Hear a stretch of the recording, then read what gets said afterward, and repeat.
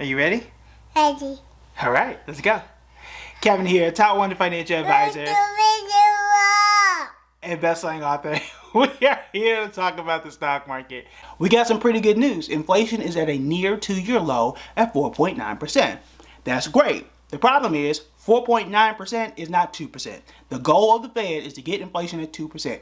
You don't want to pay 4.9%, and neither do I. I want to go back to what was normal, and 2% was normal. Here's the issue though.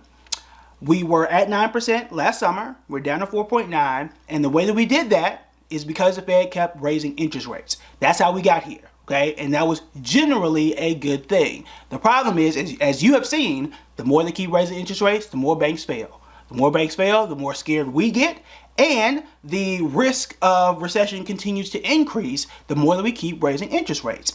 Right now, unemployment is at a record low. We like this, right? Everybody's got a job that wants a job for the most part. Okay, now we did see some higher layoffs in the tech space. People have been able to shuffle around, but as a whole, we're at record low unemployment. We added more than 200,000 jobs last month. All that is good. Now, do you want to risk that low unemployment, high job growth, or at least decent job growth? Do you want to risk that just to get to 2%? Is it worth raising interest rates and putting us into a recession just to get down to 2? If you put this in an individual context, you don't like paying 4%, right? I don't either, or 5% if you want to round up. But is it worth saying, oh great, prices are now low, but now I don't have a job? That doesn't really help me, because now I can't buy the stuff anyway, even though it's cheaper.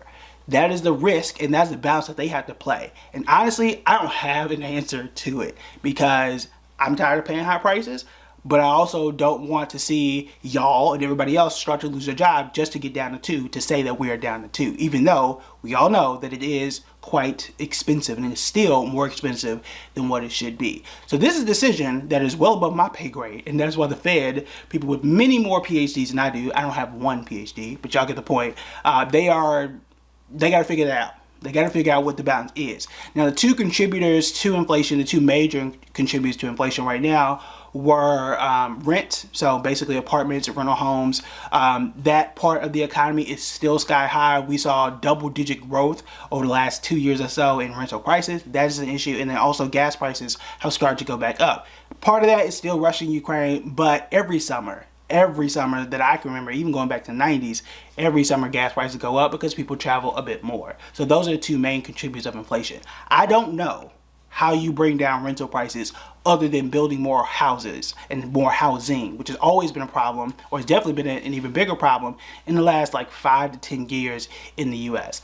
That's something I can't control either. Not that I don't think you were looking for me to control it, but y'all get the point. A lot of cities just need to build more space, build more houses and more housing units and all that type of stuff to really even out the supply and demand, because that's the issue. You've got higher prices when it comes to getting a mortgage, and that's because of higher interest rates. So people who would have bought a house or could have bought a house in the last 2 years are now priced out. So those are going to be sitting there, and we have seen home prices and the pace at which people are buying homes, we've seen that slow down. Okay, well, what about the people who are still in their apartment now? They don't have anywhere else to go. So that is the issue. People are not moving in the places that they need to, and prices are rising, and that is continuing to hurt inflation. So we know gas prices, rent, those are the two things contributing to it. I don't know how the Fed is going to help anybody building any more apartments, especially if we're raising interest rates, but that's the issue right now. And again, for the Fed, I don't know. I don't know. Do you want to, again, crash the economy or risk higher unemployment and lower job growth just to say, hey, we hit 2% and now nobody has a job? That don't help nobody.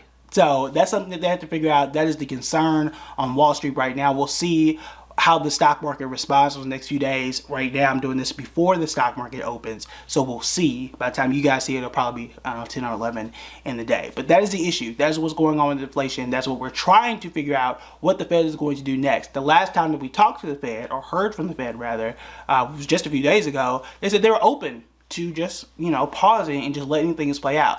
So you could, the third option here is just to stay put for the Fed and just let inflation fall on its own. That's if it even falls on its own. But if we do that, how long is that going to last? If we're paying 4.9% higher for things, Is it going to take another 18 months for it to fall down to 2? And can we afford to do that? Do you feel like paying elevated prices for another year and a half? The answer is probably no. And that's what the Fed has to balance. Do they continue to raise interest rates, let banks fall, increase unemployment, or do they just wait things out and we just have to continue paying higher prices for a longer period of time?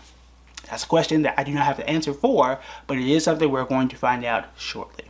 All right, that is it for me today. Well, technically it's not. We're going to have another video on those top 10 stocks that we talked about that were undervalued. So I've got all those ready. We're going to record that later today, and you should see it at some point later this evening. All right, that is it for me. I'll talk to you later. Bye.